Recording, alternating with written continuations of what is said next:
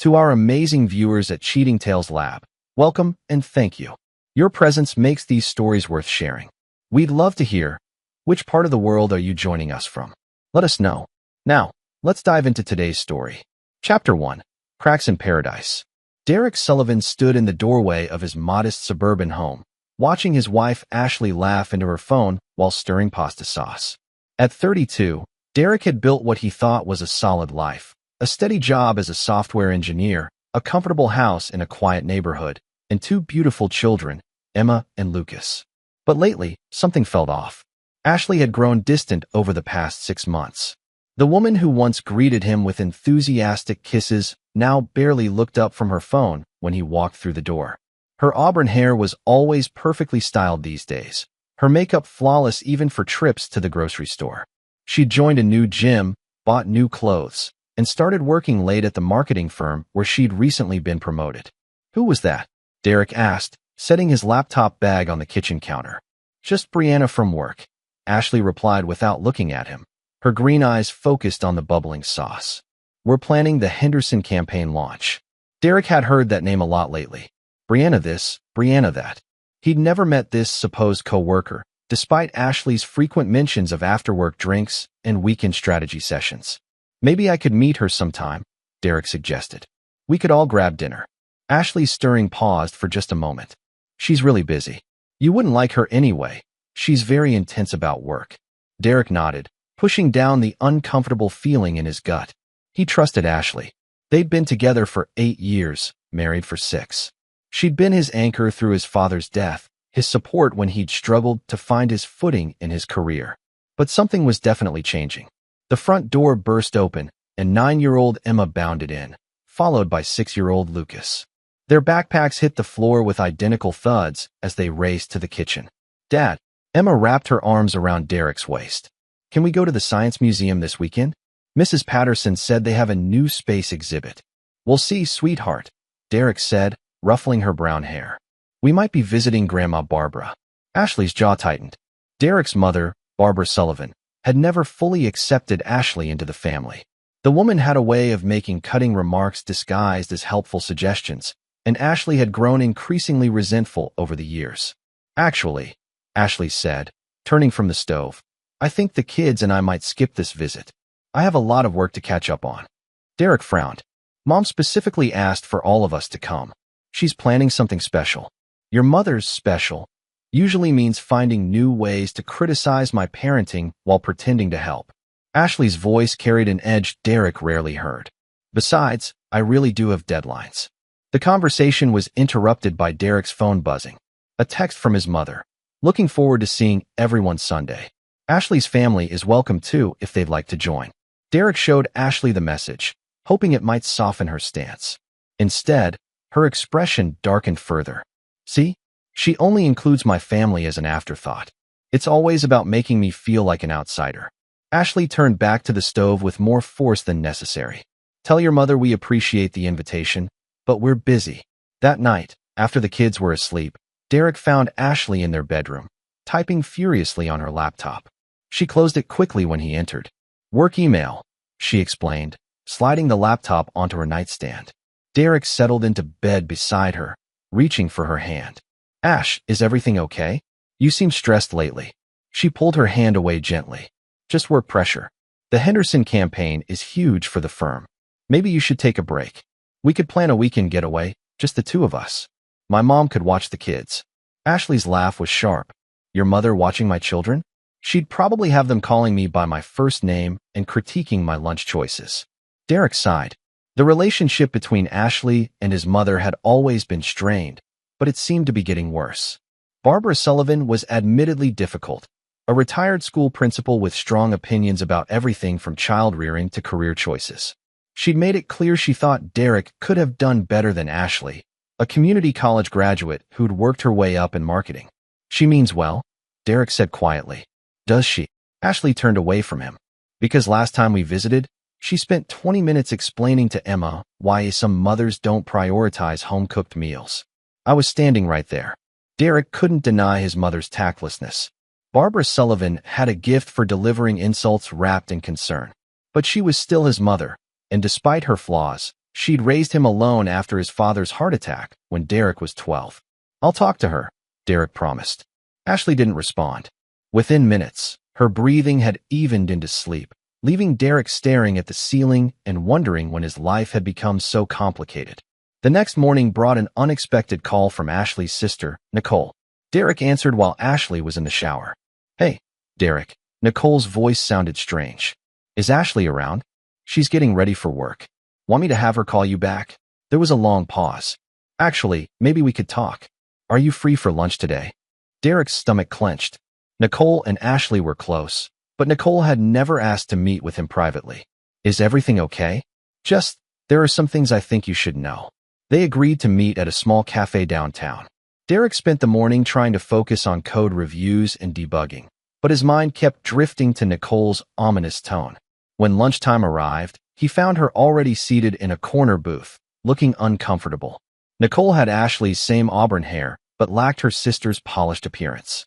She was a nurse, practical and straightforward, and she'd always treated Derek with genuine warmth. "Thanks for meeting me," she said as Derek sat down. "This isn't easy." Derek's heart began to race. "What's going on, Nicole?" She pulled out her phone and hesitated. "A friend of mine works at the Marriott downtown. She sent me this yesterday." The photo on her screen showed Ashley and a man Derek didn't recognize sitting close together in what looked like a hotel bar. The man was tall with dark hair, wearing an expensive suit. Ashley's hand was on his arm, and they were leaning toward each other intimately. Derek felt the world tilt slightly. "Who is he?" "Kevin Mitchell. He's a client at Ashley's firm, runs a construction company. My friend says they've been meeting there for months." Nicole's voice was gentle but firm. "I'm sorry, Derek. I went back and forth about telling you, but I couldn't watch you be played for a fool." Derek stared at the photo, his mind reeling. The after-work meetings, the new clothes, the sudden interest in her appearance. It all clicked into place with devastating clarity. "How long?" he asked quietly. "My friend first saw them about 4 months ago." "But Derek." Nicole reached across the table. "There's something else. Ashley brought him to our cousin Jenny's wedding last month. Introduced him as her boyfriend." The words hit Derek like a physical blow. While he'd been home with the kids, Ashley had been parading her affair partner at family functions, openly claiming to be single. Derek's hands shook as he handed the phone back. "Does your family know about me? About the kids?" Nicole's silence was answer enough. Derek drove home in a daze, his mind spinning with questions and rage. How long had this been going on? How many lies had Ashley told? And what about Emma and Lucas? Did they have any idea their mother was living a double life?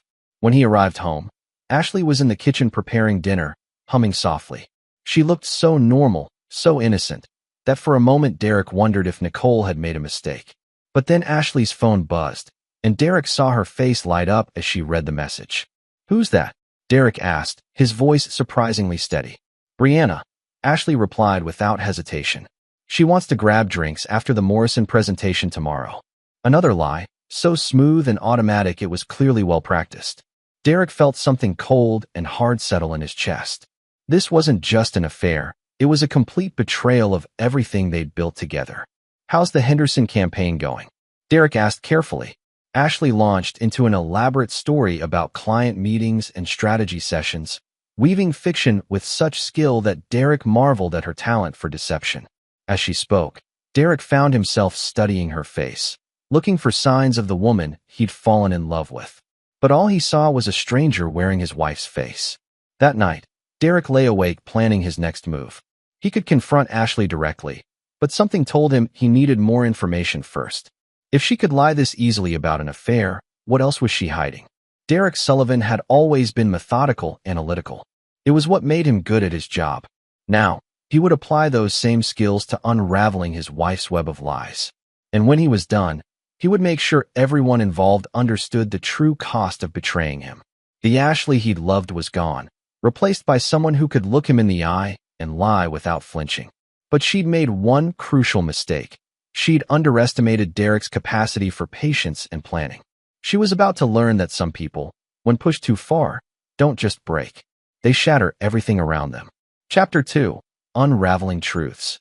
Derek spent the next week in careful reconnaissance, his software engineering background serving him well in gathering digital evidence. Ashley had grown careless with her phone, leaving it unlocked while she showered or stepped outside. Derek discovered a trail of messages that painted a picture far worse than simple infidelity. Kevin Mitchell wasn't just Ashley's lover.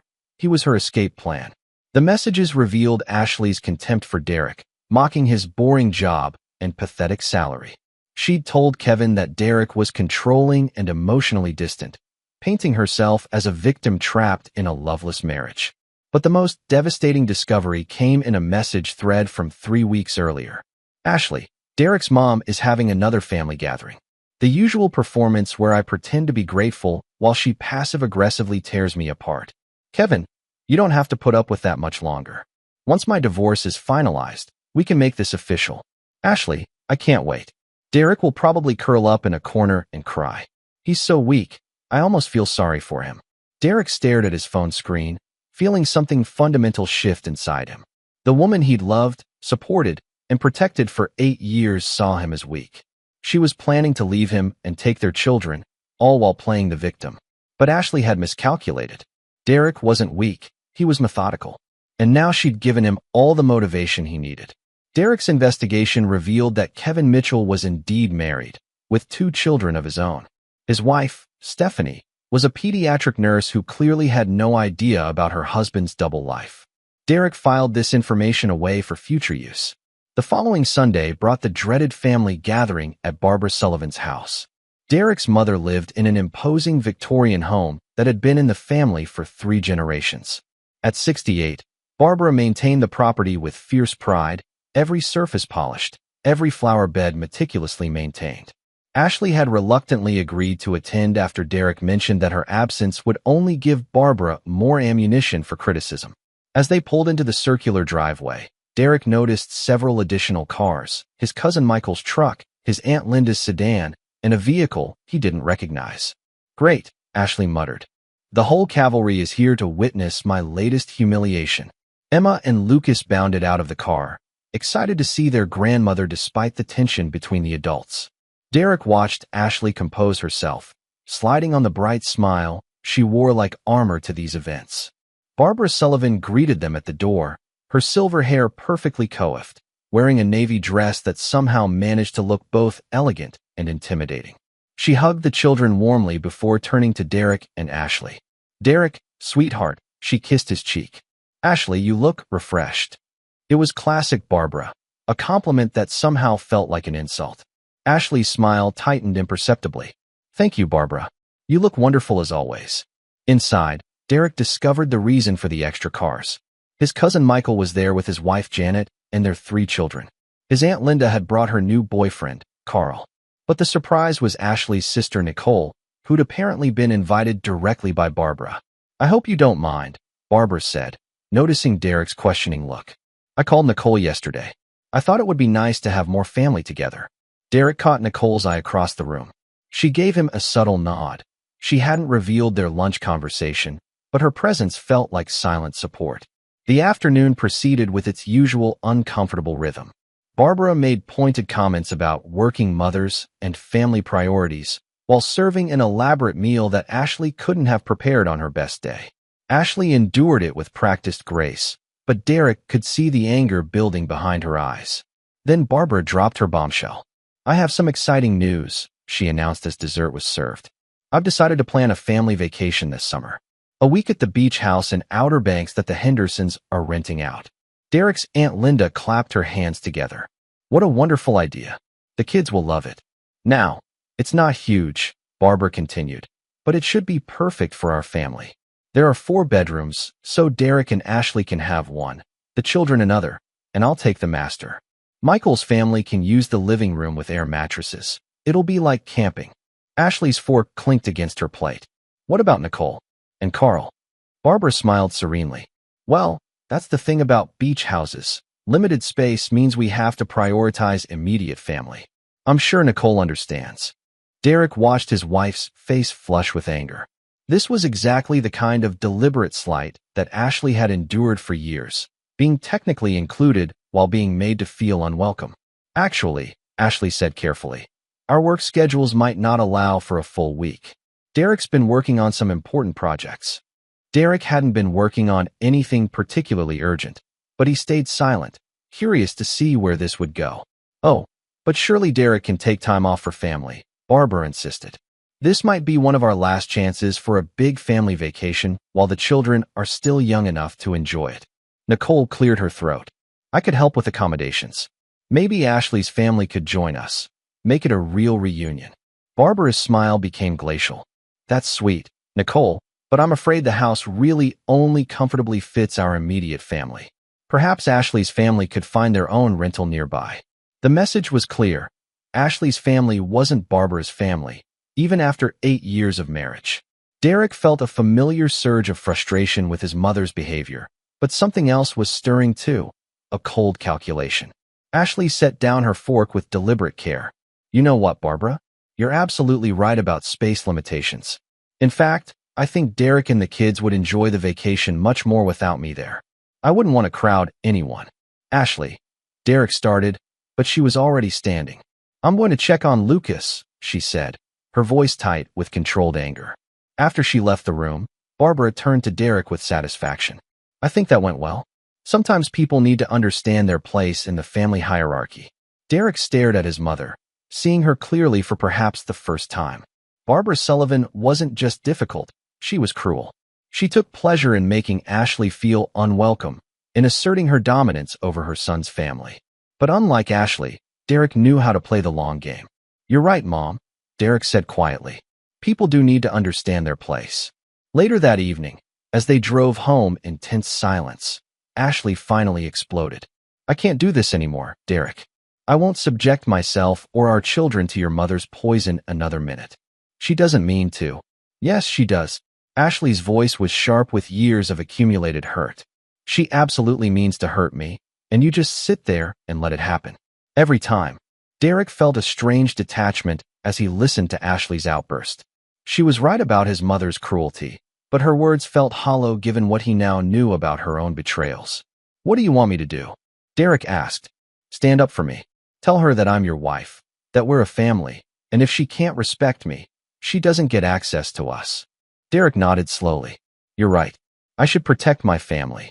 Something in his tone made Ashley look at him sharply, but Derek's expression remained neutral. He would indeed protect his family, Emma and Lucas. As for Ashley, she'd forfeited any claim to his protection the moment she'd started planning her exit strategy with Kevin Mitchell. That night, Derek lay in bed listening to Ashley's breathing, planning his next move. His mother had unwittingly given him a valuable piece of information. The vacation was planned for mid-July, just 6 weeks away. That gave him a timeline for his own plans. Derek had always been patient, methodical. Ashley had mistaken those qualities for weakness, just as his mother had mistaken his tolerance for submission. But patience wasn't weakness, it was preparation. And Derek had been preparing his whole life for a moment when he would need to be ruthless. He pulled out his phone and began typing a message to a private investigator he'd researched during his lunch breaks. If Ashley wanted to play games, Derek would ensure he knew all the rules first. As he hit send, Derek felt something cold and final settle in his chest. The Derek who had trusted blindly, who had absorbed insults and betrayals in the name of keeping peace, was gone. In his place was someone harder, someone who understood that sometimes you had to destroy everything to save what truly mattered. Ashley stirred beside him, murmuring something in her sleep. Derek wondered if she was dreaming about Kevin Mitchell, about her planned escape from their boring life together. She would get her escape, Derek thought grimly, but it wouldn't be anything like what she'd imagined. Chapter 3, The Gathering Storm. Derek's private investigator, a retired police detective named Tony Ricci, proved to be worth every dollar of his substantial fee. Within 2 weeks, Derek had a comprehensive file on Kevin Mitchell that painted a picture of a man with expensive tastes and questionable financial practices. Kevin's construction company, Mitchell & Associates, specialized in high-end residential projects. On paper, the business appeared successful, but Tony's investigation revealed a pattern of cost overruns, delayed payments to subcontractors, and several pending lawsuits from disgruntled clients. More importantly, Kevin was leveraged to the hilt. His flashy lifestyle was funded entirely by debt and creative accounting. Derek studied the financial documents in his home office while Ashley was at another late work meeting. The irony wasn't lost on him that while his wife was planning to leave him for a man she thought was wealthy, Kevin Mitchell was actually teetering on the edge of bankruptcy. But Derek's investigation had uncovered something even more valuable than Kevin's financial troubles. Mitchell and Associates had been hired for a major renovation project at the Grandview Resort, a luxury property that had been struggling financially for years. The owner, an elderly man named Harold Pemberton, was looking to sell after the renovation was complete. Derek had done some research on Harold Pemberton and discovered that the man's grandson, David, worked for the same software company where Derek was employed. David Pemberton was a senior architect in the cloud computing division, and Derek had helped him solve a particularly complex integration problem 6 months earlier. Sometimes, Derek reflected, the universe provided exactly the tools you needed. Meanwhile, the situation at home continued to deteriorate. Ashley had grown increasingly bold in her deception, staying out later and showing less concern about covering her tracks. She'd started taking calls in private, stepping onto the back patio or into the garage whenever her phone rang. Derek maintained his facade of ignorance while carefully documenting everything. He'd installed a small recording device in Ashley's car and had Tony follow her on several occasions. The evidence was overwhelming. Ashley and Kevin were together constantly, often checking into hotels in the middle of the day. But the most damaging evidence came from Ashley herself. During a conversation that Derek recorded, Ashley had laughed about Derek's pathetic attempts to save their marriage, mocking his suggestion of couples counseling and dismissing his efforts to plan romantic date nights. "He actually thinks I want to work things out," Ashley had told Kevin during one of their hotel meetings. "It's almost sad how clueless he is. Once your divorce is final, I'll file mine and we can start our real life together." Derek played this recording several times, feeling his resolve harden with each repetition. Ashley wasn't just having an affair. She was actively deceiving him while planning to destroy their family. The woman he'd loved had become someone he didn't recognize, someone who took pleasure in his humiliation. The divorce proceedings for Ashley's affair partner provided another opportunity. Derek learned that Kevin's wife, Stephanie, had filed first, citing irreconcilable differences. But Derek's investigation suggested she didn't know about Kevin's affair with Ashley. The divorce appeared to be related to Kevin's gambling debts and financial irresponsibility. Derek decided Stephanie deserved to know the truth about her husband's extracurricular activities. He had Tony compile a careful package of evidence, photos, hotel receipts, and records of Kevin's meetings with Ashley, and send it anonymously to Stephanie's divorce attorney. The response was swift and devastating. Within days, Kevin's divorce proceedings shifted from an amicable settlement to a vicious battle. Stephanie's attorney amended their filing to include adultery charges and demanded a larger share of marital assets. Kevin was suddenly facing financial ruin on multiple fronts. Derek watched the drama unfold with cold satisfaction. Ashley came home from her meetings with Kevin looking increasingly stressed, though she couldn't explain her mood without revealing the affair. Derek played the concerned husband perfectly, offering support and suggesting that work stress might be affecting her health. "Maybe you should cut back on the evening meetings," Derek suggested over dinner one night. "You seem exhausted lately." Ashley's laugh was sharp with tension. "I can't just cut back. This campaign is crucial for my career." Emma looked up from her chicken nuggets. "Mommy, why do you have to work so much?" "Sarah's mom is always home for dinner." Derek saw Ashley flinch at their daughter's innocent question. For a moment, something like guilt flickered across her face before the mask slipped back into place. "Some families are different, sweetheart," Ashley said carefully. "Mommy has to work hard so we can have nice things." Derek filed away another piece of evidence for future use. Ashley was already laying groundwork to justify her eventual departure, framing herself as the hard-working parent sacrificing for the family's benefit. The family vacation to Outer Banks was approaching, and Derek had confirmed his participation with his mother while Ashley had definitively declined. Barbara Sullivan had made several more cutting comments about commitment to family and priorities, clearly enjoying Ashley's exclusion. Derek had initially planned to skip the vacation as well, but now he saw it differently. A week away from Ashley would give him uninterrupted time with Emma and Lucas, and it would provide the perfect cover for the next phase of his plan. 3 days before the vacation, Derek met with David Pemberton for coffee. David was a soft-spoken man in his 40s who'd always struck Derek as genuine and straightforward. Their conversation began with work topics, but gradually shifted to more personal matters.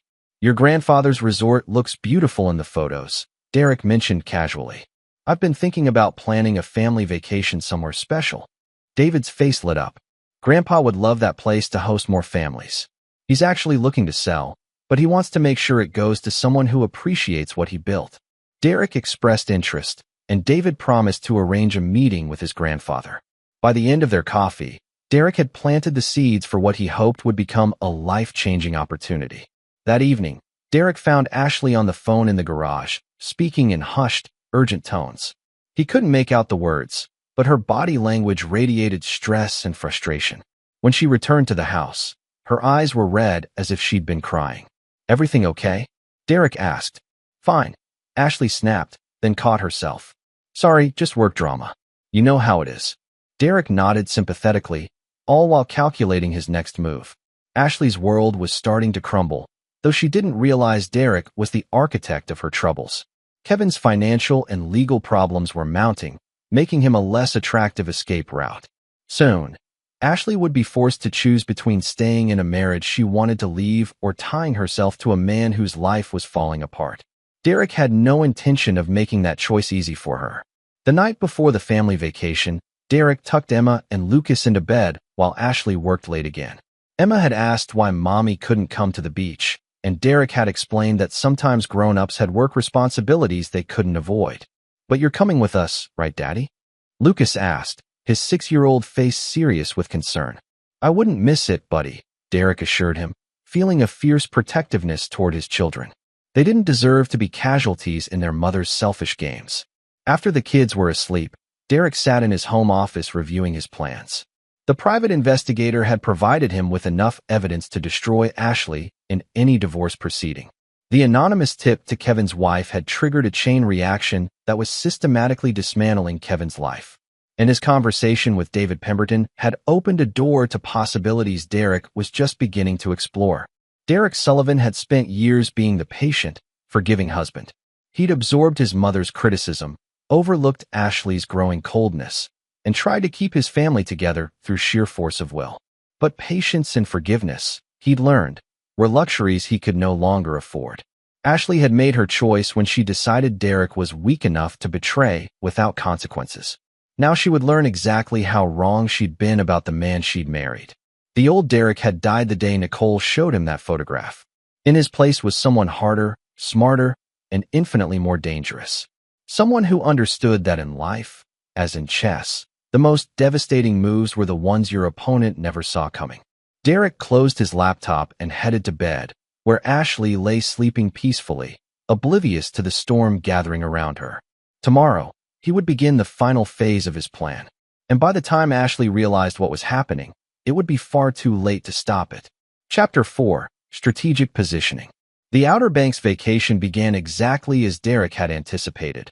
A week of forced family bonding punctuated by his mother's passive-aggressive commentary and his cousin Michael's loud attempts to prove he was the family's success story.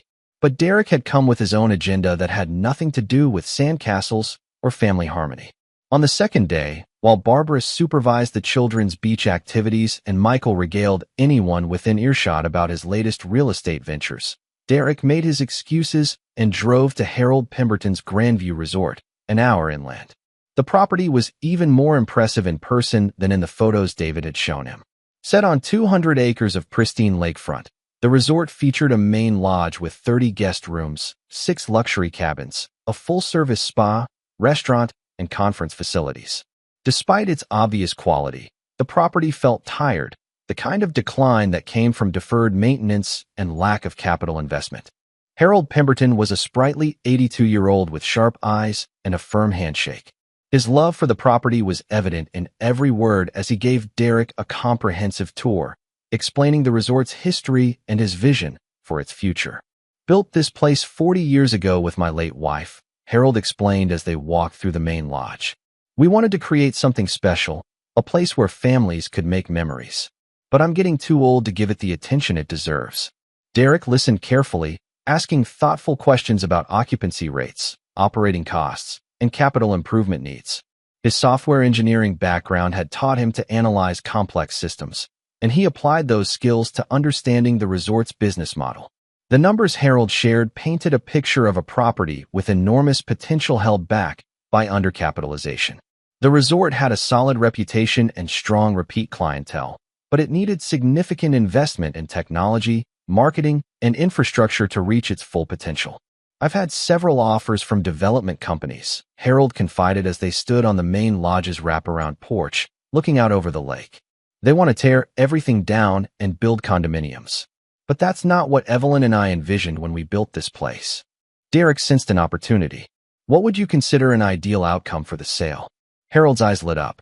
Someone who understands what we built here.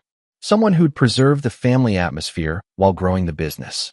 David mentioned you have children. That gives me hope you'd appreciate what makes this place special. Derek spent 3 hours with Harold, absorbing every detail about the resort's operations. By the time he left, he had a clear understanding of the property's value and Harold's motivations. More importantly, he'd planted the idea that he might be the kind of buyer Harold was looking for. During the drive back to the beach house, Derek called Tony Ricci for an update on the Ashley and Kevin situation. The news was even better than he'd hoped. Mitchell's in serious trouble, Tony reported. The adultery evidence in his divorce case triggered a clause in his business loan agreements. His primary lender is calling in their notes, and his biggest client just canceled a $1 million project after learning about the lawsuit from his subcontractors. Derek absorbed this information with grim satisfaction. What about Ashley? She's been meeting with Mitchell more frequently, and their conversations are getting heated. My contact at the hotel says they've had several loud arguments in the bar. Whatever they had planned is falling apart. Derek thanked Tony and ended the call, feeling pieces of his plan clicking into place. Kevin Mitchell's financial collapse would force Ashley to reevaluate her exit strategy, but Derek had no intention of offering her a soft landing. That evening at the beach house, Derek played the role of devoted father and dutiful son while mentally calculating real estate financing options. Barbara made her usual pointed comments about Ashley's absence, but Derek deflected them with practiced ease. Ashley sends her love. Derek lied smoothly. She's disappointed to miss this, but work demands have been intense lately. Of course they have, Barbara replied with acid sweetness. Some people prioritize career advancement over family obligations. Derek's cousin Michael, emboldened by several beers, decided to join the conversation. You should put your foot down, Derek. A wife's place is with her family, not chasing some corporate ladder. Derek looked at Michael with new eyes, seeing him clearly for the first time. Michael owned 3 rental properties and constantly lectured anyone who'd listen about building wealth through real estate, but his total net worth was probably less than Derek's annual salary. Yet here he was, dispensing marriage advice based on outdated gender roles and personal failures. Different families handle things differently, Derek said mildly, while internally cataloging Michael as another person who'd underestimated him. The next day brought a call from David Pemberton that accelerated Derek's timeline considerably. Harold had been so impressed with their meeting that he'd decided to take the property off the market temporarily, giving Derek 30 days to arrange financing and make a formal offer. Grandpa really connected with you, David explained. He said you understood the soul of the place, not just the business potential. Derek assured David of his serious interest while privately marveling at how quickly opportunities had begun aligning. A year ago, he'd been a comfortable but unremarkable software engineer with a stable marriage and a modest savings account. Now he was positioning himself to purchase a multi-million-dollar resort while orchestrating the systematic destruction of his wife's affair. The transformation felt both gradual and sudden, like watching a photograph develop in a darkroom. Each piece of evidence, each strategic move, each careful conversation had been building toward this moment when Derek Sullivan would emerge as someone entirely different from who everyone thought he was. On the 4th day of vacation, Ashley called while Derek was helping the children build an elaborate sand fortress. Her voice carried a strain Derek had never heard before. "How's the vacation going?" she asked, her attempt at normalcy falling flat. "Great. The kids are having a wonderful time. How's work?" There was a long pause. "Actually, I might need to take some time off soon. The Henderson campaign is experiencing some complications." Derek understood that Ashley was really talking about Kevin's problems, but he played ignorant. "That's too bad. Maybe a break would be good for you, though. You've seemed stressed lately." Yeah, maybe. Ashley's voice was small, uncertain in a way Derek had never heard. Derek, when you get back, maybe we could talk? Really talk, I mean. Of course. We should always be able to talk. After ending the call, Derek sat on the beach watching Emma and Lucas play in the surf, their laughter carried away by the ocean breeze. Whatever Ashley wanted to discuss, Derek doubted it would be a confession of her affair. More likely, she was beginning to realize that Kevin Mitchell wasn't the escape route she'd imagined. That evening, Derek called his financial advisor to discuss liquidating investment accounts and arranging bridge financing for the resort purchase. The numbers were substantial but manageable, especially if Derek was willing to leverage his current home's equity and cash in his retirement accounts. Under normal circumstances, such a dramatic financial move would require spousal approval and careful joint planning. But Derek's circumstances were far from normal, and Ashley's signature on the necessary documents could be obtained through careful misdirection. Derek had learned that in war, and make no mistake, this was war, victory went to whoever could think furthest ahead while maintaining the element of surprise. Ashley had been planning her exit strategy for months, but she'd made the fatal error of underestimating her opponent. She thought Derek was weak, predictable, someone who would absorb betrayal and humiliation without fighting back. She was about to discover just how wrong she'd been about the man she'd married, and by the time she realized her mistake, Derek would be holding all the cards. The remaining days of vacation passed in a blur of family activities and secret phone calls to lawyers, financial advisors, and business consultants. Derek played his role perfectly, the devoted father, the dutiful son, the unsuspecting husband, while methodically arranging the financial instruments that would transform his life. By the time they returned home, Derek had secured preliminary approval for the resort financing and scheduled a formal meeting with Harold Pemberton for the following week. Ashley greeted them with forced enthusiasm, but Derek could see the cracks in her composure. Kevin Mitchell's world was collapsing, and Ashley was finally beginning to understand that her carefully laid plans were built on quicksand. That night, as Ashley showered off the day's stress, Derek sat in his home office reviewing the legal documents his attorney had prepared. Divorce papers, custody agreements, restraining orders, everything he might need to protect himself and his children when Ashley's world finally imploded. Derek Sullivan had spent 32 years learning to be patient, methodical, and strategic. Now, all of those qualities were focused on a single objective, ensuring that when the dust settled, he would be the one left standing with everything that truly mattered. Ashley had taught him that love could be weaponized, that trust could be exploited, and that the people closest to you could inflict the deepest wounds. Now Derek would teach her that some lessons, once learned, could never be unlearned. Chapter 5. Closing the Trap. Ashley's attempt at a real talk came 3 days after Derek's return from the beach. She'd prepared carefully, dinner at their favorite restaurant, the children staying overnight with Derek's Aunt Linda, soft lighting, and her most flattering dress. Derek recognized the performance for what it was, damage control. "I've been thinking about us," Ashley began over wine she'd ordered specifically for the occasion. "About our marriage, our future." Derek nodded encouragingly while studying his wife's face. The polished confidence that had characterized her recent months was cracking, replaced by something that looked almost like desperation. "I know I've been distant lately," Ashley continued, her green eyes not quite meeting his. "Work has been overwhelming, and I think I've lost perspective on what's really important." "I've noticed you've seemed stressed," Derek replied carefully. "Is there anything specific I can help with?" Ashley's laugh had a brittle quality. "You're always trying to fix things, aren't you? That's one of the things She paused, seeming to recalibrate her approach. "One of the things I've always loved about you." Derek recognized the manipulation even as part of him responded to the familiar words. This was the Ashley he'd fallen in love with, vulnerable, seeking connection, making him feel needed and important.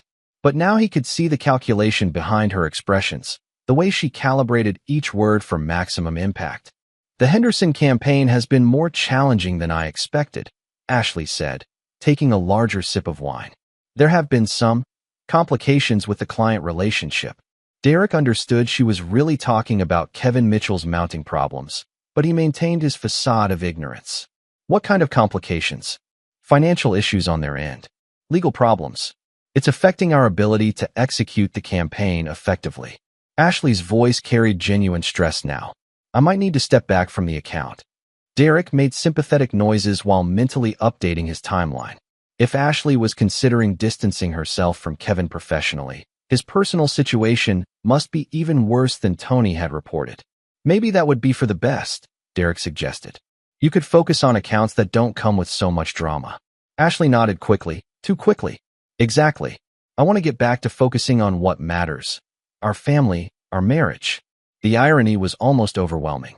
Ashley was seeking refuge in the marriage she'd been planning to abandon, with the man she described as weak and pathetic to her lover. But Derek played his part perfectly, reaching across the table to take her hand. I'm glad you want to work on us, he said softly. I've missed feeling like we're a team. Relief flooded Ashley's face. We are a team. I'm sorry if I've made you feel otherwise. Derek squeezed her hand gently while thinking about the recordings Tony had made of Ashley mocking Derek's pathetic attempts to save their marriage.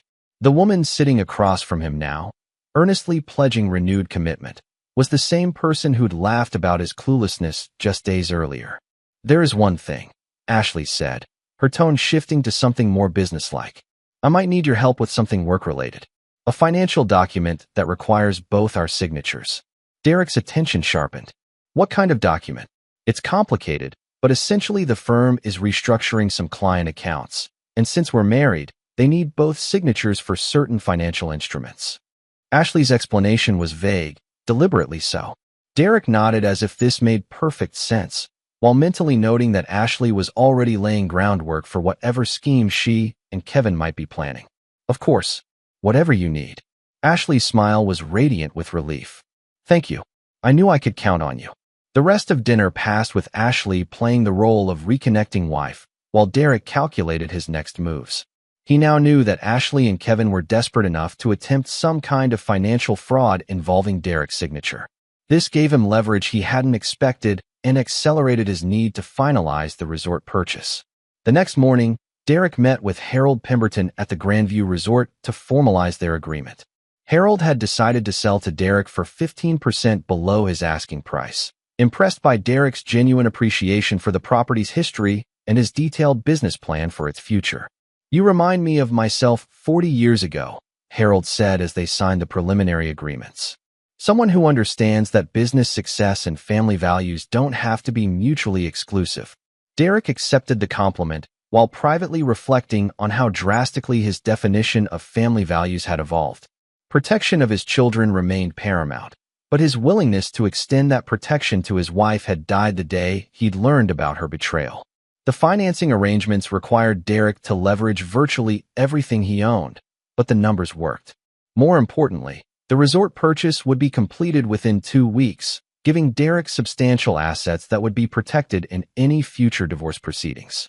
That afternoon, Derek received an unexpected call from Nicole. Ashley's sister sounded worried. I think Ashley might be in some kind of trouble, Nicole said without preamble. She called me yesterday asking about borrowing money. When I asked why, she got defensive and hung up. Derek expressed appropriate concern while filing away this information. Ashley's financial desperation was escalating faster than he'd anticipated. Did she say how much she needed? Derek asked. $50,000. Derek, I love my sister, but I don't have that kind of money just lying around. And her explanation about temporary cash flow issues didn't make sense. After reassuring Nicole that he'd look into Ashley's situation, Derek called Tony Ricci for an update on Kevin Mitchell. The news was devastating for Kevin and, by extension, for Ashley. Mitchell's construction company is done, Tony reported. His primary investor pulled out yesterday after learning about the adultery charges. He's facing personal bankruptcy within the month. Derek absorbed this information with cold satisfaction. Kevin's financial collapse would leave Ashley with no escape route and no resources to fund whatever desperate scheme she was planning. That evening, Ashley approached Derek with the financial documents she'd mentioned at dinner. The paperwork was complex, but Derek's analytical mind quickly identified what Ashley and Kevin were attempting. They wanted Derek to co-sign for a business loan that would essentially make him liable for Kevin's debts while giving Ashley access to substantial cash. This seems pretty complicated, Derek said, reviewing the documents. Maybe I should have our attorney look it over. Ashley's face went pale. That's not necessary. It's just a standard business financing document. The lawyers at my firm have already reviewed everything. Derek pretended to study the papers more carefully. I'm not comfortable signing something this complex without understanding it completely. Give me a few days to research it. Ashley's desperation was palpable. Derek, this is time-sensitive. The opportunity could disappear if we don't act quickly. Derek looked at his wife with newfound clarity. She was trying to make him financially liable for her lover's debts while maintaining the fiction that this was a legitimate business opportunity. The audacity was breathtaking. I understand it's urgent, Derek said gently. But $50,000 is a lot of money. I need to be responsible about protecting our family's financial security. Ashley's mask slipped for just a moment, revealing the calculation underneath. Of course, you're right to be careful. That night, Derek lay awake listening to Ashley make hushed phone calls in the bathroom. He could hear the stress in her voice even through the closed door. Kevin's world was collapsing, Ashley's backup plans were failing, and Derek held all the cards without either of them realizing it. The next morning brought news that would reshape everything. Tony called to report that Kevin Mitchell had been arrested for check fraud. Apparently, his desperate attempts to keep his business afloat had led him to write checks against accounts that didn't have sufficient funds. Derek felt a surge of savage satisfaction. Kevin's arrest would trigger a series of cascading problems that would destroy any remaining plans he and Ashley might have harbored. When Ashley returned from work that evening, her face was pale with shock. She'd clearly learned about Kevin's arrest, though she couldn't explain her distress without revealing the affair. Rough day? Derek asked with false sympathy. The Henderson account is officially dead, Ashley said, her voice hollow. The client is facing serious legal issues. Derek nodded sympathetically while privately celebrating Kevin's downfall. I'm sorry, honey, but maybe this is for the best. You said the account was causing you stress. Ashley's laugh was bitter. Yeah, maybe it is for the best. Derek spent the evening comforting his wife over the collapse of her affair, all while finalizing the details of his resort purchase. The irony was almost overwhelming. Ashley was seeking solace from the man she'd betrayed, while that same man was positioning himself for a new life that would exclude her entirely. Within 48 hours, Derek would own a luxury resort worth several $1 million. Ashley would be tied to a man facing criminal charges and bankruptcy, and Derek's children would be protected from the chaos their mother had created. Derek Sullivan had learned that patience wasn't weakness, it was preparation. And after months of careful preparation, he was finally ready to reveal just how much stronger he was than anyone had imagined. Chapter 6. The Perfect Storm. Kevin Mitchell's arrest triggered a cascade of consequences that exceeded even Derek's carefully orchestrated plans. Within 24 hours, local news outlets picked up the story of the construction company owner charged with multiple counts of fraud. Ashley came home from work looking as if she'd aged years in a single day. Derek watched his wife attempt to process the destruction of her escape plan while maintaining the fiction that Kevin was merely a difficult client.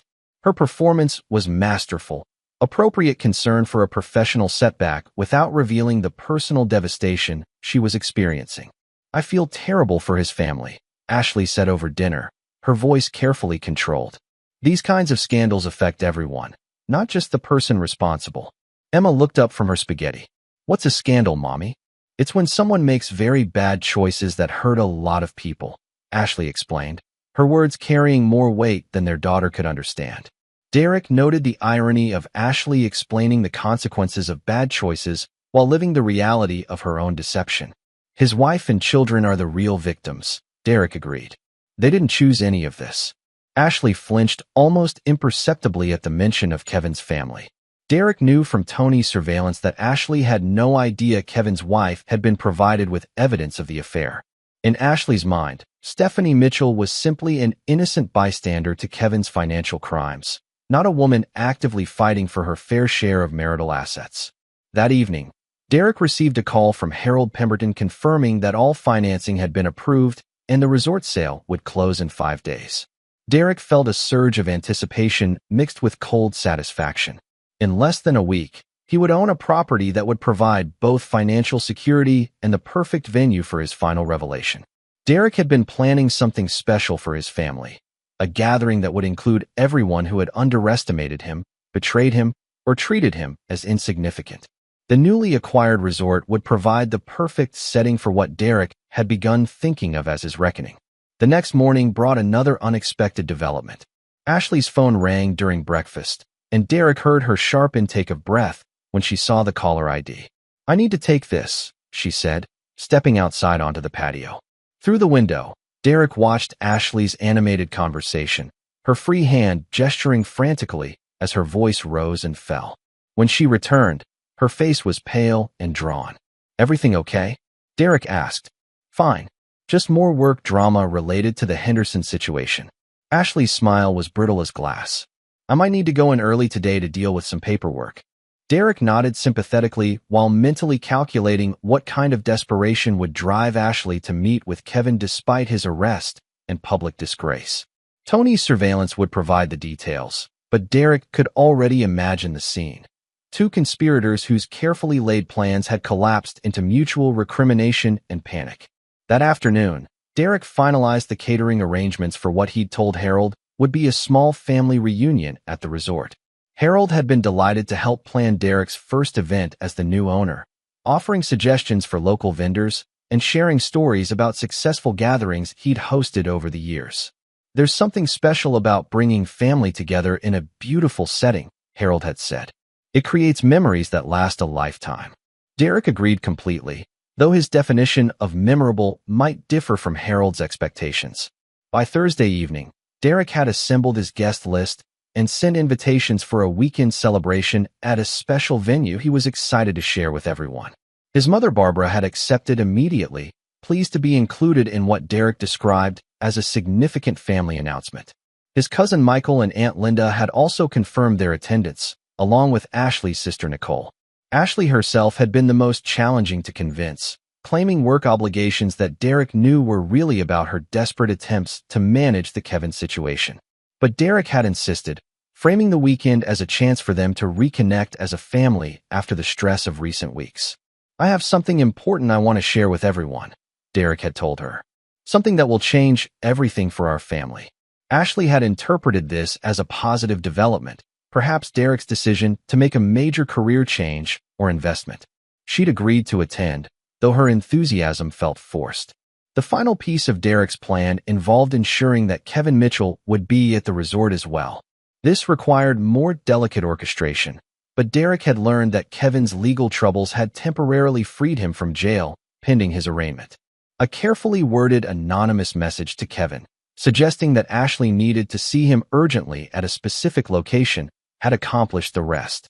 Derek spent Friday evening at the resort, ostensibly helping Harold with the ownership transition, but actually ensuring that every detail of his plan was perfectly arranged. The main lodge would host the family gathering, while Kevin would be directed to a private cabin where he could wait for Ashley's arrival. Harold had been impressed by Derek's attention to detail and his obvious affection for the property. "You're going to do wonderful things with this place," the elderly man had said as he handed over the final ownership documents.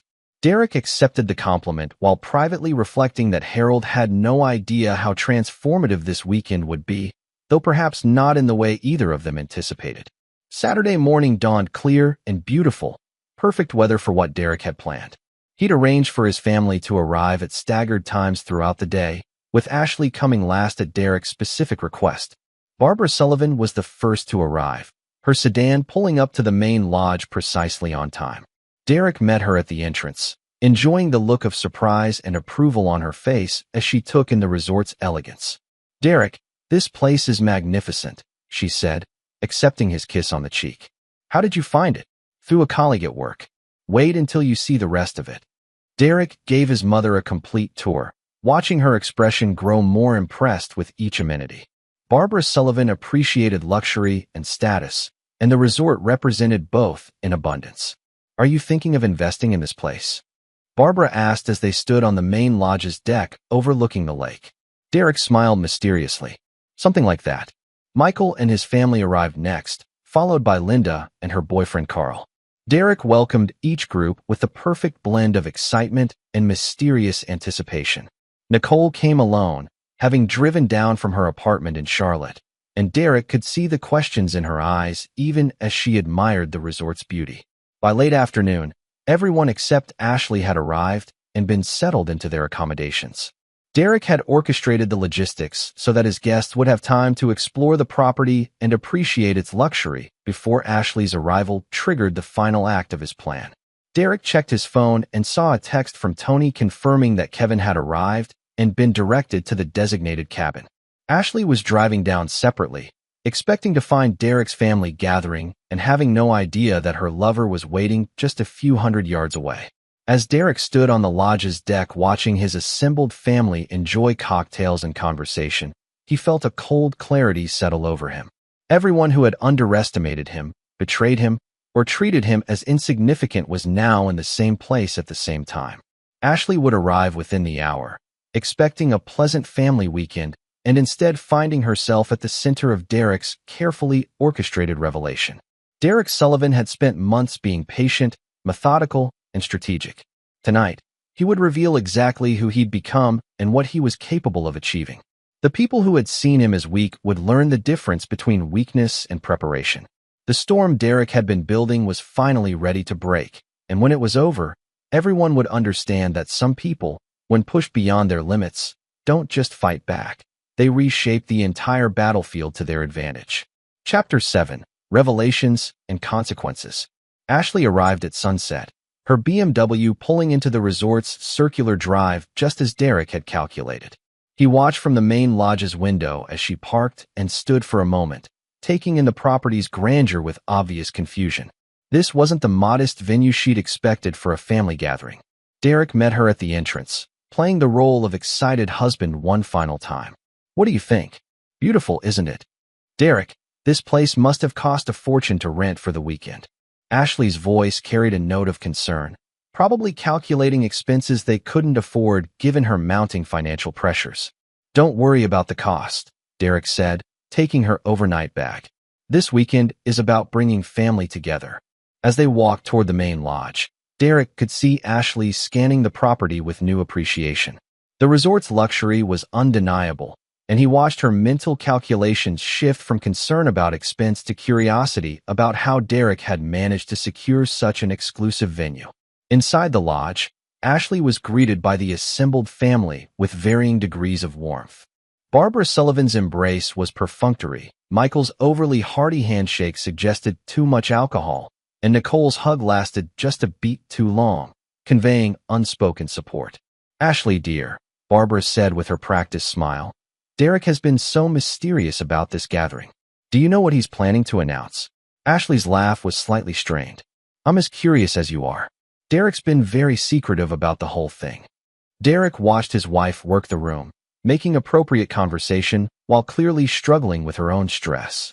She looked beautiful in the soft lighting of the lodge's main room, wearing the blue dress Derek had always loved, playing the role of devoted wife and mother with the skill of someone who'd been practicing deception for months.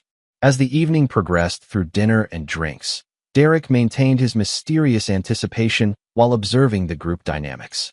His mother dominated conversations with her usual mix of backhanded compliments and subtle corrections. Michael grew increasingly loud and opinionated with each drink. Linda and Carl stayed close together, clearly uncomfortable with Barbara's barely concealed disdain for their relationship. Nicole remained quietly observant, her eyes frequently finding Derek's with questions she couldn't voice in present company. Ashley grew more relaxed as the alcohol worked its magic, laughing at Michael's stories and even engaging warmly with Barbara about the children's recent achievements. Derek felt a strange detachment watching Ashley perform. She was genuinely good at this, reading social dynamics, saying exactly what each person wanted to hear, making everyone feel valued and appreciated. It was a skill that had served her well in her career and her deception. But tonight, Derek would demonstrate that some audiences couldn't be manipulated. As the evening wound down, Derek stood and raised his glass, drawing everyone's attention. "Thank you all for coming," he began, his voice carrying easily across the room. "I know you're curious about why I brought everyone together, and I promise to explain everything. But first, I want to talk about family." Derek paused, letting his eyes move around the room, landing briefly on each face. Family is supposed to be about loyalty, trust, and mutual support. It's supposed to be a safe harbor where we can count on each other no matter what challenges we face. Ashley smiled warmly at him, clearly expecting Derek's announcement to be something positive about their marriage or his career. Barbara nodded approvingly, pleased to hear her son discussing family values. Unfortunately, Derek continued, his tone shifting subtly. I've learned that not everyone in a family shares those values. Some people see family relationships as opportunities for personal gain. Others view family loyalty as weakness to be exploited. The room's energy changed as Derek's words registered. Ashley's smile faltered slightly, and Barbara's expression grew concerned. Derek, Nicole said quietly, what are you trying to say? Derek set down his glass and pulled out a manila folder he'd placed on a side table earlier. I'm saying that sometimes the people closest to us are the ones who cause the most damage. And sometimes, the only way to protect what really matters is to expose the truth, no matter how painful it might be. Ashley's face had gone pale. Derek, I don't understand what you're getting at. Don't you? Derek opened the folder and pulled out a series of photographs, surveillance images of Ashley and Kevin together at hotels, restaurants, and other locations. Because I think you understand perfectly. The silence that followed was deafening. Ashley stared at the photographs with a look of pure terror while the rest of the family processed what they were seeing. Oh my God, Nicole whispered. Barbara Sullivan's face had transformed from confusion to cold fury. Ashley, what is the meaning of this? Ashley's mouth opened and closed soundlessly before she found her voice. Derek, we should discuss this privately. The children are safely at Linda's for the weekend, Derek interrupted. And there's nothing private about adultery when you've been planning it for months. Derek pulled out more documents, printed emails, hotel receipts, financial records of Ashley's attempts to defraud him. With each piece of evidence, Ashley seemed to shrink further into herself. This is Kevin Mitchell, Derek said, pointing to the man in the photographs. Ashley's lover and business partner in an attempt to defraud our family of $50,000. Michael, sobered by the revelation, leaned forward. Jesus, Ashley. Is this true? Ashley looked around the room desperately, seeking an ally or an escape route. Finding neither, she straightened with visible effort. You don't understand the whole situation. Then explain it, Derek said calmly. Explain how planning to leave your husband for a man facing fraud charges represents a misunderstanding. The room erupted in voices, Barbara's outraged questions, Michael's drunk commentary, Linda's gasps of shock. But Derek remained focused on Ashley, watching her realize that her carefully constructed facade had been completely demolished. You've been spying on me, Ashley said, her voice barely audible above the family chaos. I've been protecting myself and my children from a woman who was planning to destroy our family for her own selfish purposes. Derek's voice remained eerily calm. The same woman who laughed about my pathetic attempts to save our marriage while plotting to steal our money. Nicole stood abruptly. I think I should leave. This is between Derek and Ashley. Actually, Derek said, I'd like you to stay. Because there's more. Derek walked to the lodge's main entrance and opened the door. Kevin, you can come in now. The family turned as Kevin Mitchell walked into the room, his expensive suit rumpled, his face showing the strain of recent events. Ashley gasped audibly at seeing her lover in the same space as her family. Everyone, Derek announced with cold formality.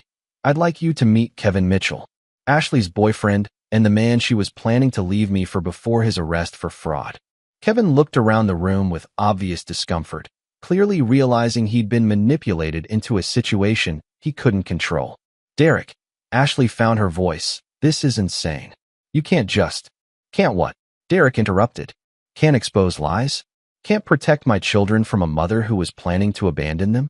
Can't ensure that the people who betrayed me understand the consequences of their choices? Barbara Sullivan stood, her face flushed with anger. Get out, she said to Ashley, her voice carrying the authority of someone accustomed to being obeyed. Get out of this family gathering immediately. Mom, Derek said quietly. Ashley isn't the only one who's confused about family loyalty. Barbara turned to him in surprise. What do you mean? Derek pulled out another set of documents. I mean the beach house invitation list, Mom. The one where you deliberately excluded Ashley's family while making sure she felt unwelcome. The years of passive-aggressive comments designed to make her feel like an outsider. Barbara's expression shifted from anger to confusion. Derek, I was protecting our family values. You were protecting your own sense of superiority, Derek corrected.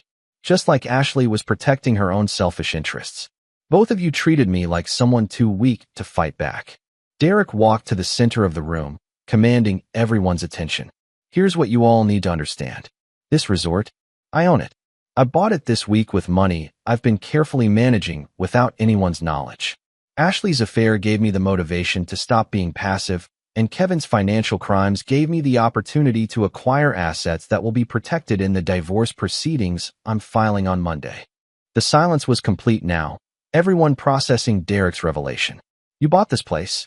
Michael's voice was awed despite the circumstances.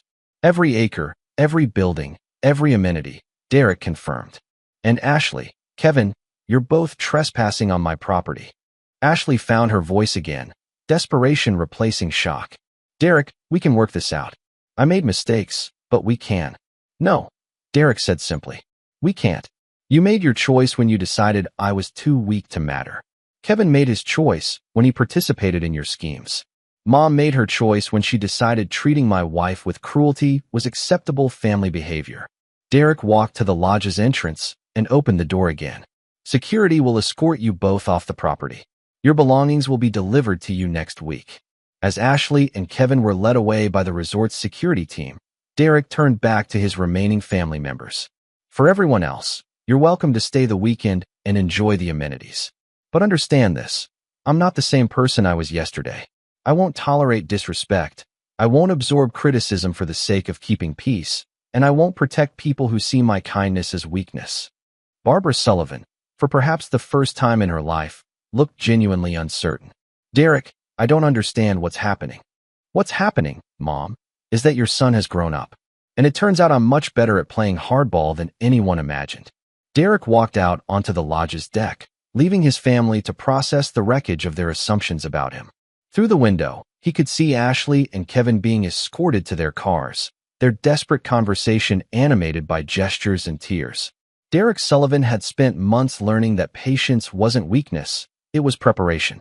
Tonight, he demonstrated that some people, when pushed beyond their limits, don't just fight back. They reconstruct the entire game in their favor and invite everyone to play by new rules. The old Derek was gone forever. In his place stood someone harder, richer, and infinitely more dangerous to cross. And everyone who had underestimated him now understood exactly what that transformation meant for their futures. Chapter 8. The New Order. The morning after Derek's revelation dawned crisp and clear, the lake's surface reflecting the autumn sky like polished glass. Derek stood on the main lodge's deck with his coffee, watching his remaining family members process the previous evening's events. Nicole had stayed, as Derek knew she would. Her loyalty had never been in question, and her presence provided a bridge between Derek's old life and whatever came next.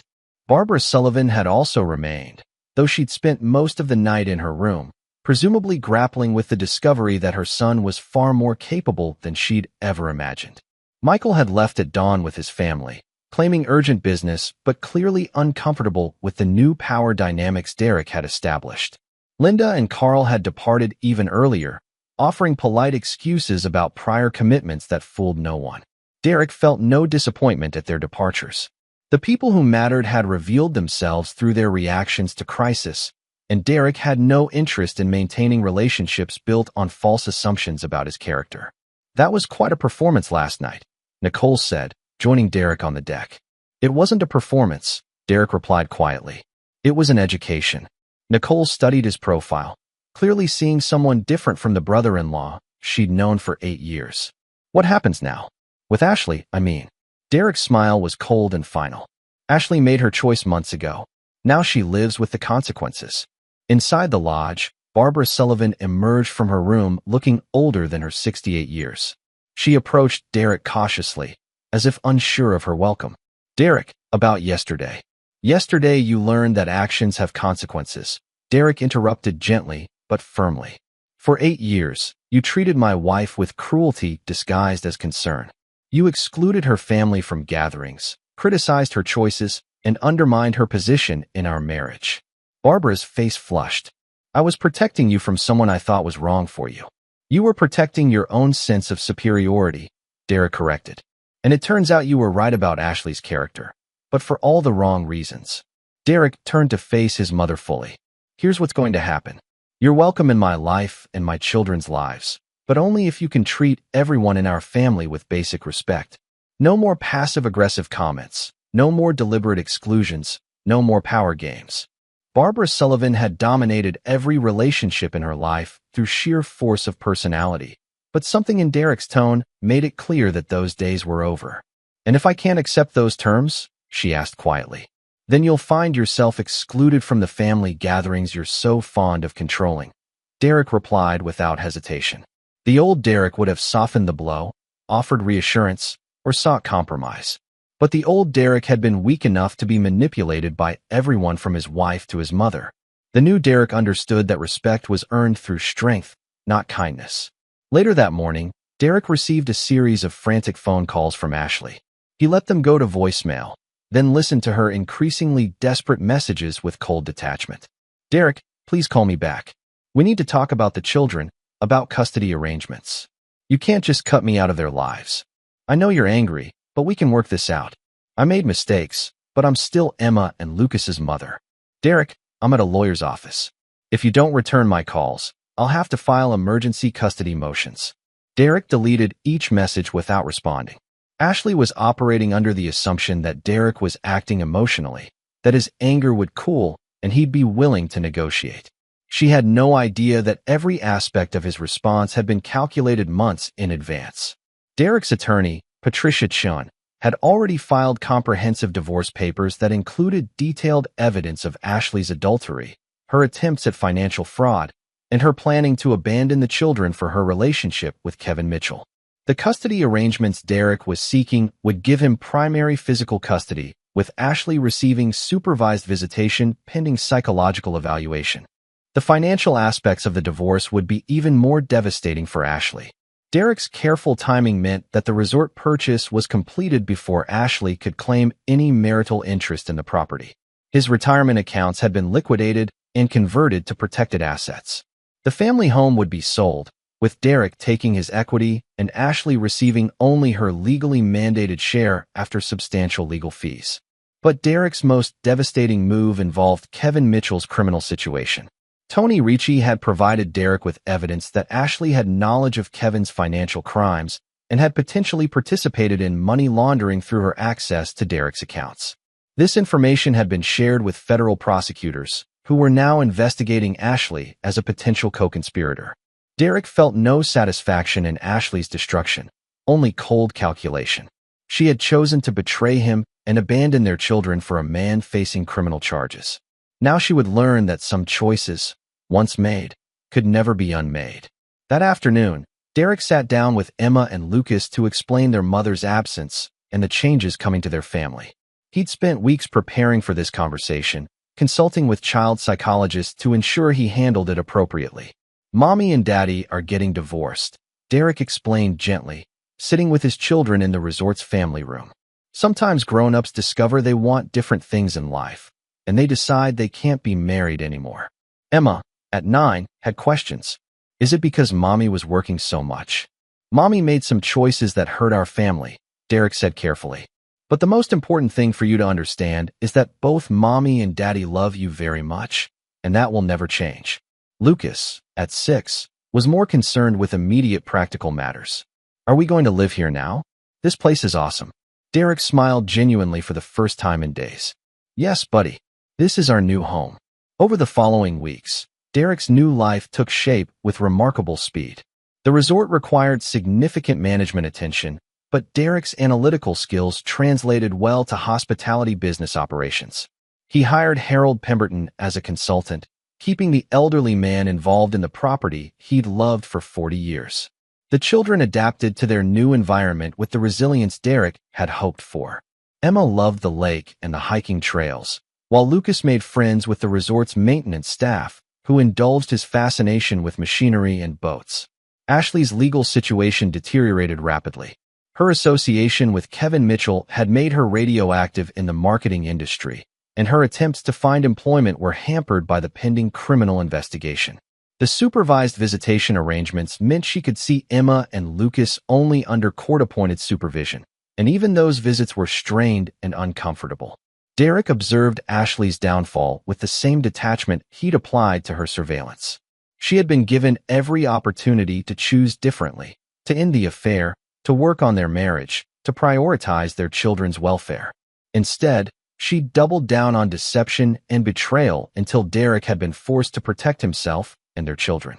Barbara Sullivan's relationship with Derek evolved more positively than he'd expected. His mother's respect for strength and success meant that Derek's demonstration of both had fundamentally altered their dynamic. She visited the resort regularly, but her interactions with Derek and the children were notably more respectful and less controlling. "I underestimated you," Barbara admitted during one of her visits, sitting with Derek on the lodge's deck as Emma and Lucas played on the lake shore. "Everyone did," Derek replied without bitterness. "I encouraged it by being too willing to avoid conflict." "Your father would be proud of what you've built here," Barbara said quietly. Derek nodded, accepting the compliment without the desperate gratitude he might once have felt. His need for his mother's approval had died along with his tolerance for manipulation and disrespect. 3 months after that decisive weekend, Derek received a final phone call from Ashley. She was facing indictment on money laundering charges and wanted to negotiate a custody arrangement that would allow her to see the children without supervision. "I know you're angry," Ashley said, her voice carrying the exhaustion of someone whose life had completely collapsed. "But I'm still their mother. I made mistakes, but I don't deserve to lose my children completely." Derek listened to her plea with the same analytical detachment he'd applied to her destruction. "You didn't lose your children, Ashley. You traded them for a relationship with a man facing criminal charges. You made that choice, and now you're living with the consequences." "Derek, please." "The custody arrangements are final," Derek interrupted. "If you can rebuild your life and demonstrate stability, we can revisit the situation in a few years. But understand that your children's welfare is my only priority now." After ending the call, Derek walked out to the resort's dock where Emma and Lucas were feeding ducks with bread they'd saved from lunch. They looked happy, secure in their new environment and their father's protection. Derek Sullivan had learned that some people, when pushed beyond their limits, don't just fight back. They reconstruct the entire battlefield to ensure victory is permanent. Ashley had taught him that love could be weaponized, that trust could be exploited, and that the people closest to you could inflict the deepest wounds. But Ashley had also taught him that strength, properly applied, could protect what truly mattered and eliminate threats before they could cause further damage. The old Derek had been weak because he'd confused kindness with strength and forgiveness with wisdom. The new Derek understood that some betrayals could never be forgiven, some people could never be trusted, and some lessons, once learned, would guide every decision for the rest of his life.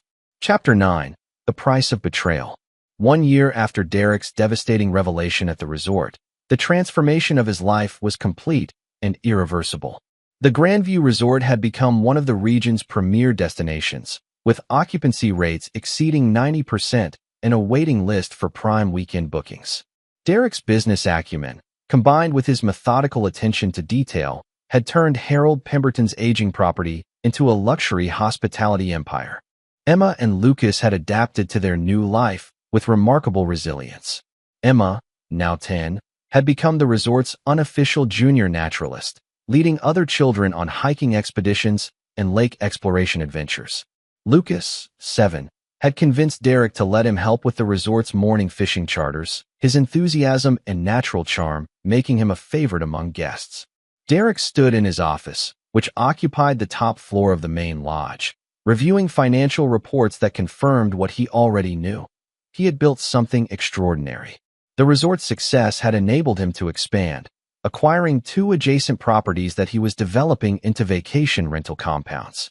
His net worth had increased tenfold in 12 months, all while providing his children with a stable, enriching environment. The intercom buzzed, and Derek's assistant announced that his mother was arriving for her weekly visit. Barbara Sullivan's relationship with Derek had evolved into something resembling mutual respect, though Derek maintained clear boundaries about her influence over his decisions. "Derek," Barbara said as she entered his office, "the place looks wonderful as always. I saw Emma teaching a group of children about local bird species. She's becoming quite the leader." Derek accepted the compliment with a nod. His mother's praise no longer carried the weight it once had. but he appreciated her genuine affection for her grandchildren. I have some news, Barbara continued, settling into the chair across from Derek's desk. I ran into Ashley at the grocery store yesterday. Derek's expression didn't change, but he felt the familiar cold focus that Ashley's name still triggered. How is she? Not well, Barbara said bluntly. She's working as a receptionist at a dental office, living in a small apartment on the south side of town. She asked about the children. Derek had known about Ashley's reduced circumstances. His attorney received regular updates on her situation as part of the ongoing custody arrangements. Ashley's criminal charges had been reduced to a misdemeanor plea deal, but the damage to her career and reputation was permanent. Kevin Mitchell had served 8 months in federal prison and had declared bankruptcy upon his release. What did you tell her? Derek asked. That they were thriving and that you were an excellent father, Barbara replied. She started crying right there in the cereal aisle. Derek felt nothing at the image of Ashley's public breakdown. The woman who had mocked his pathetic attempts to save their marriage, who had planned to defraud him while abandoning their children, had discovered that choices carried permanent consequences. She asked if there was any chance of reconciliation. Barbara continued. I told her that ship had sailed long ago. Derek nodded approvingly. His mother's loyalty, once she'd committed to it, was absolute. That afternoon brought an unexpected visitor to the resort. Nicole arrived unannounced, her usual warm demeanor subdued by obvious stress. We need to talk, Nicole said without preamble, accepting Derek's offer of coffee in his office. About Ashley? Derek guessed. Nicole nodded. She called me last night, Derek. She's not doing well. Financially, emotionally, mentally. She's barely holding it together. Derek listened without comment, waiting for Nicole to make her point. I know what she did was unforgivable, Nicole continued. I supported your decision to protect yourself and the kids. But Derek, she's my sister. And she's Emma and Lucas's mother. Is there a question in there somewhere? Derek asked quietly. Nicole took a deep breath. She wants to see the children, more than the supervised visits allow. She thinks if she could spend real time with them, maybe prove she's changed. No, Derek said without hesitation. Derek, Nicole, Ashley had every opportunity to choose differently. She chose to betray our marriage, plan to abandon our children, and attempt to defraud our family. Those choices had consequences. Nicole's eyes filled with tears. She made terrible mistakes, but she's paid for them. Isn't there room for forgiveness? Derek stood and walked to his office window, looking out over the lake where Emma and Lucas were playing with other resort children. Their laughter carried across the water, a sound of pure joy and security. Forgiveness isn't about Ashley, Derek said finally. It's about protecting my children from someone who's proven she can't be trusted with their welfare. Nicole joined him at the window. What if she could prove she's changed? What if she got therapy, found stable employment, rebuilt her life? Derek turned to face Ashley's sister directly. Nicole, I want you to understand something. Ashley didn't just have an affair. She didn't just make a mistake. She systematically planned to destroy our family for her own selfish purposes. She mocked my attempts to save our marriage while plotting to steal our money. She was prepared to abandon Emma and Lucas for a man facing criminal charges. Derek's voice remained calm, but Nicole could see the steel underneath. People like that don't change. They just get better at hiding their true nature. So there's no path back? No way for her to earn a place in her children's lives. The supervised visitation will continue, Derek said. If Ashley can demonstrate genuine stability and rehabilitation over several years, we can discuss modifications. But she will never again have unsupervised access to my children. Nicole nodded sadly, clearly understanding that Derek's position was final and non-negotiable. That evening, Derek received an unexpected phone call from Ashley herself. He almost declined the call, but curiosity made him answer. Derek, Ashley's voice was barely a whisper. Nicole told me she talked to you today. She did. I know I have no right to ask for anything. Ashley continued, her words rushing together as if she feared Derek would hang up. But I'm begging you to consider giving me a chance. I've been in therapy for 6 months. I'm working steady hours. I've completely changed my life. Derek listened to Ashley's plea with the same detachment he'd felt during her destruction. Have you really changed, Ashley? Or have you just run out of other options? The silence on the line stretched long enough that Derek wondered if the call had been dropped. I deserve that, Ashley said finally. I deserved everything that happened to me. But Emma and Lucas didn't deserve to lose their mother. Emma and Lucas didn't lose their mother, Derek corrected.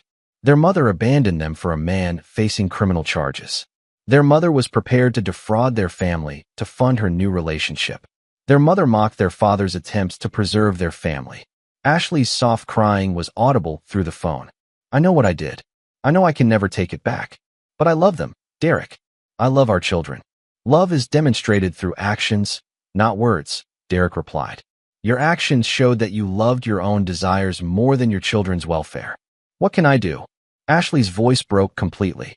What would it take for you to give me a chance? Derek considered the question seriously. Nothing, Ashley. There's nothing you can do. You had 8 years to be the wife and mother we needed.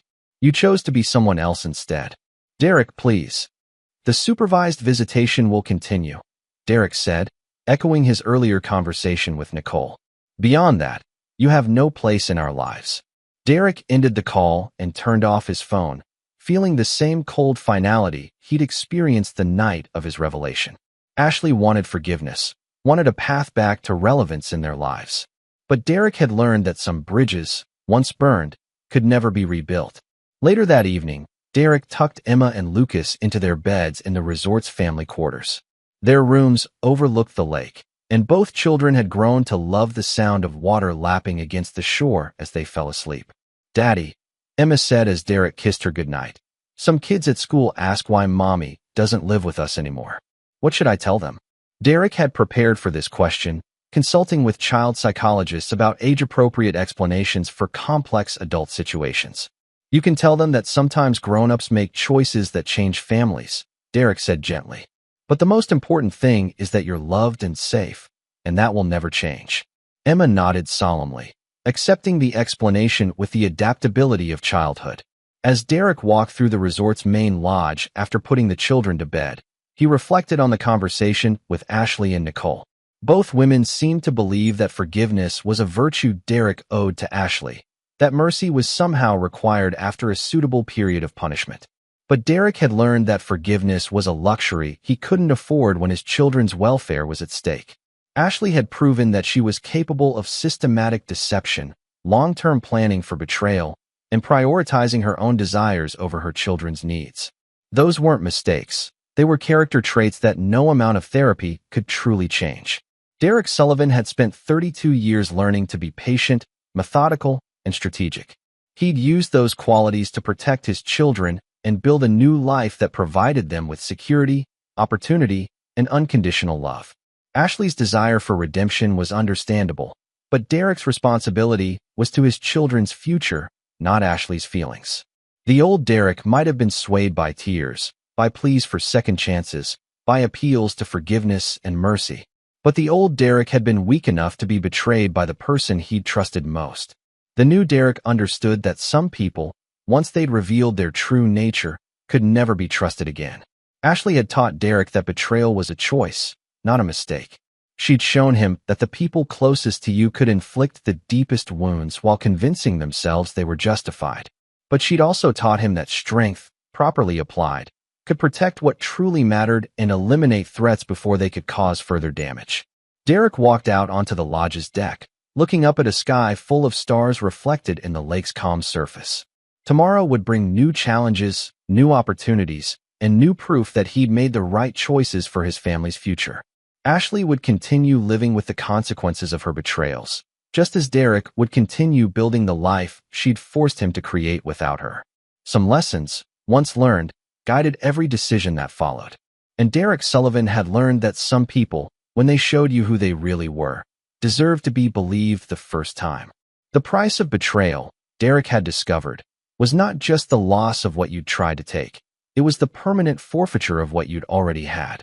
Ashley had gambled their family's future on a relationship with a criminal and lost everything that had ever truly mattered. Derek felt no satisfaction in her destruction, no pleasure in her suffering. He felt only the cold certainty that he'd protected his children from someone who'd proven she couldn't be trusted with their welfare. And in the end, that protection was worth every bridge he'd burned and every relationship he'd sacrificed. The strong survived, and the weak made excuses. Derek had chosen strength, and his children would inherit the security and opportunity that choice had created. That was Ashley's real legacy, not the pain she'd caused, but the strength she'd forced Derek to discover within himself. Some betrayals could never be forgiven because forgiveness would require trusting the betrayer with the power to cause harm again. Derek would never give Ashley that power over his children's lives, no matter how much she claimed to have changed. The price of betrayal was permanence, and Ashley would spend the rest of her life learning exactly what that meant. This is where our story comes to an end. Share your thoughts in the comments section. Thanks for your time. If you enjoy this story, please subscribe to this channel. Click on the video you see on the screen, and I will see you there.